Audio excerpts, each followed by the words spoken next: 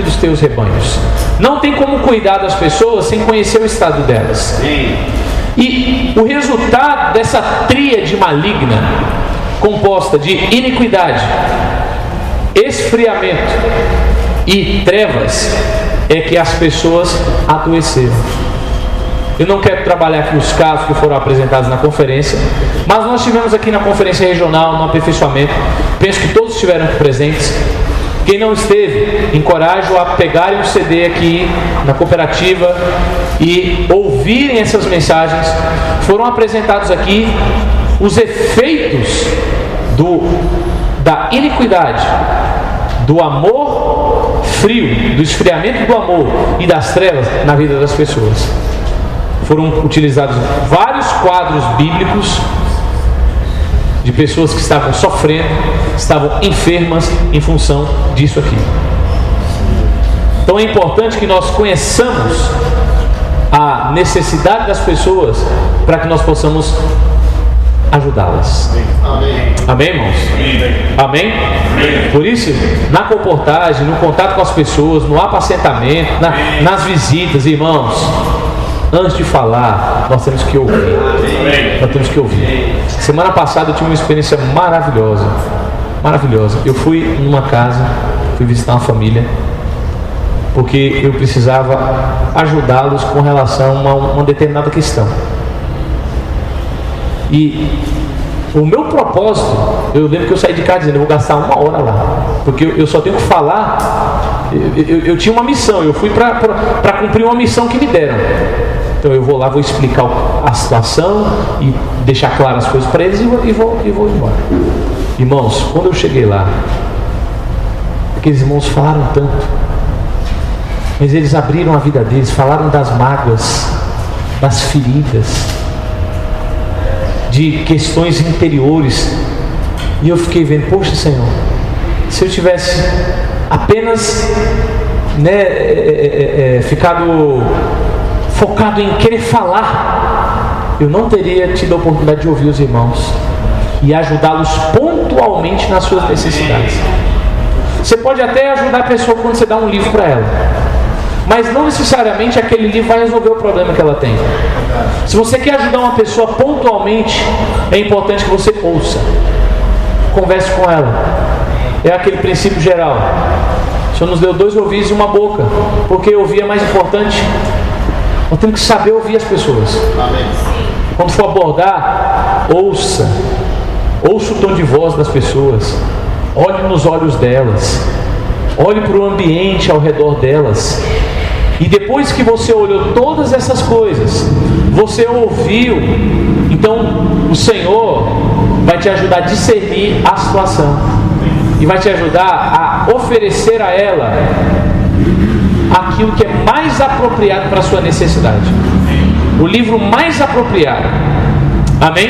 Amém. Louvado seja o Senhor. Por fim, irmãos,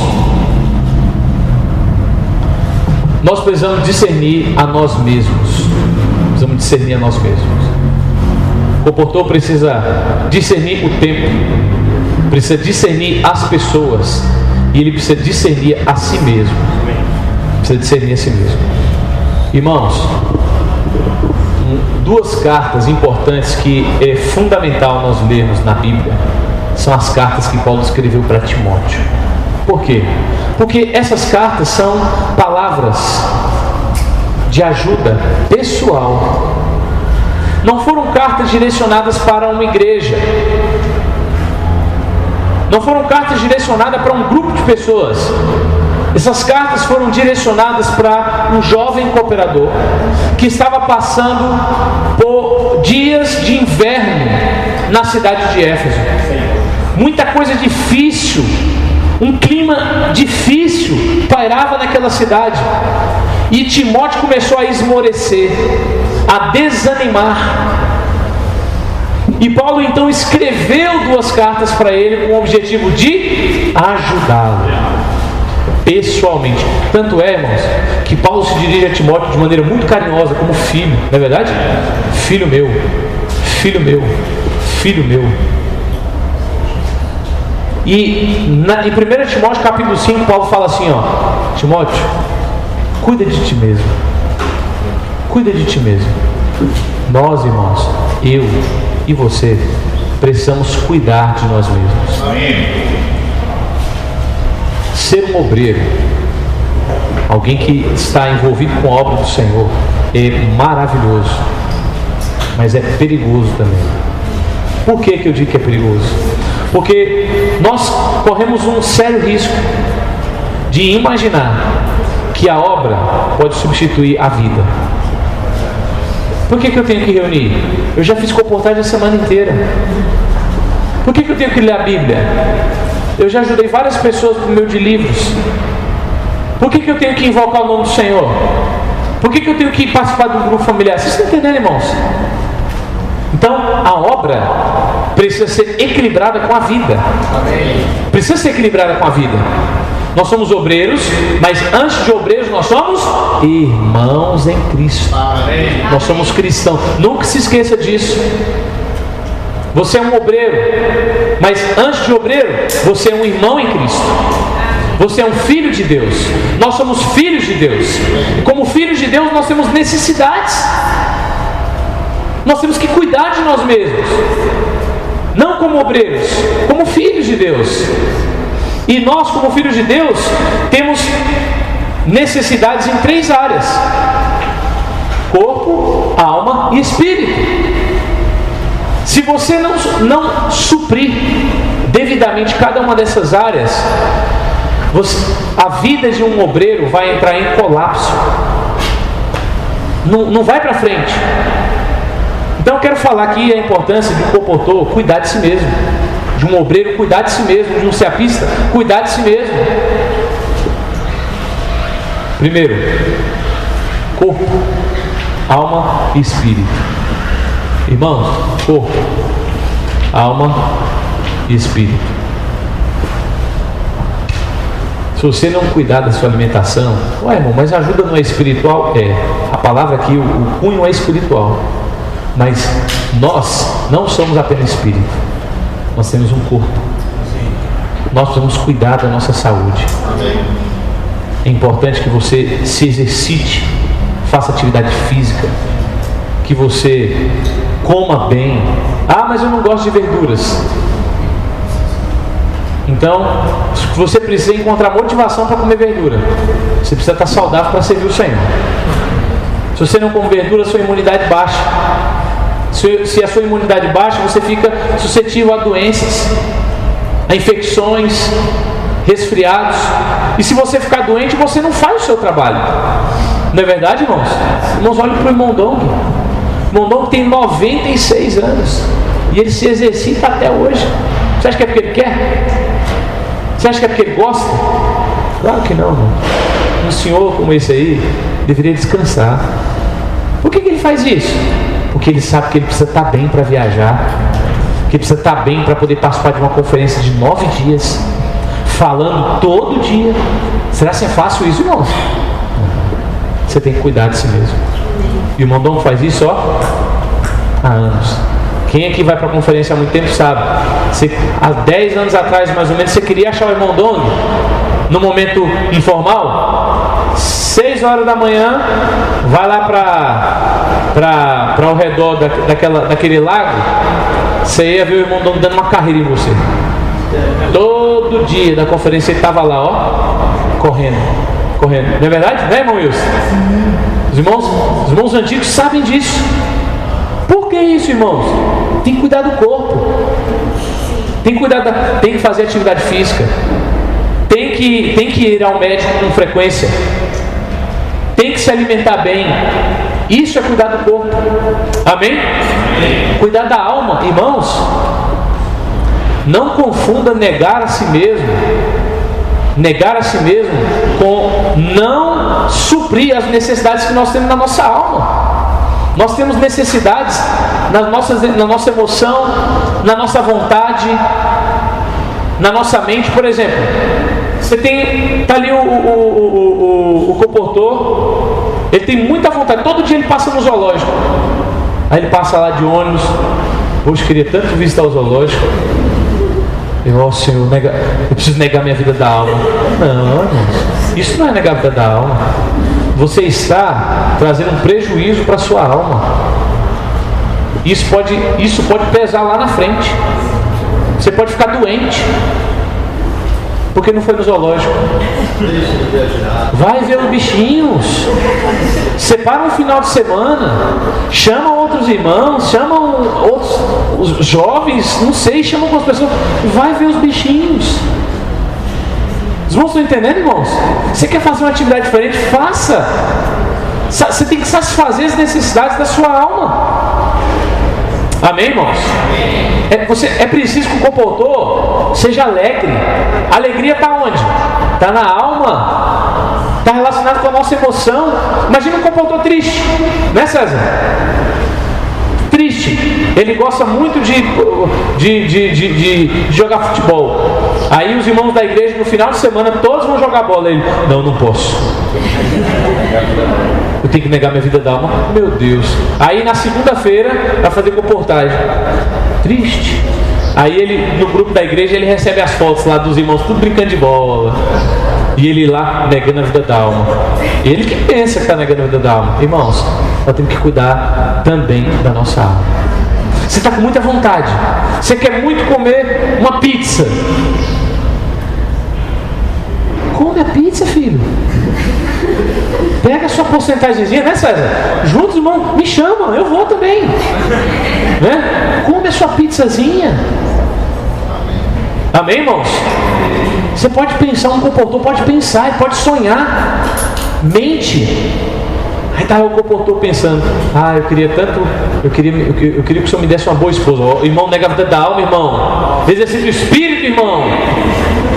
Não, você pode pensar, você pode fazer planos, você pode sonhar. Amém, irmãos? E o Espírito nem se fala. O comportor precisa invocar o nome do Senhor. Precisa ter contato com a Bíblia. Ele precisa ter contato com a Bíblia. Precisa se reunir, precisa cantar os hinos. Tudo isso aqui para quê? Para que nós possamos estar imunes nas 3 áreas do nosso ser. Porque preste atenção, irmãos. Se você invoca bem o nome do Senhor, você é uma pessoa que cuida da sua alma. Você não tem problema. Você quer a pizza, você come. E nem leva os outros. Aí tem que negar a vida da alma. Comer a pizza não tem problema. Não chamar o irmão, aí tem problema. Mas você não cuida do seu corpo. Se o seu corpo for danificado, todos os outros são também. Está tudo interligado, irmãos. Os irmãos estão entendendo? Está tudo interligado. Nós somos um ser tripartido: corpo, alma e espírito. Amém, irmãos? Não tem como. O cuidado tem que ser completo. Ok? E por fim, o comportor deve cuidar da sua casa. Deve cuidar da sua casa. E eu quero terminar lendo um texto em 2º livro dos Reis, capítulo 20. Sei que meu tempo já foi. Me perdoem. Mas me tolere um pouco mais. Só mais um livro. Amém? Vamos, amém? Amém. O comportor precisa cuidar da sua casa, sim ou não? Amém. Então tá aqui. Essa aqui é a história de Ezequias. Quem aqui nunca ouviu falar na história de Ezequias? Ezequias foi o melhor, the best, medalha de ouro. O Oscar, ele foi o melhor rei da história de Israel. Vocês sabiam disso? A Bíblia conta que Ezequias foi o melhor rei de Israel. Não é isso, César? Foi o melhor.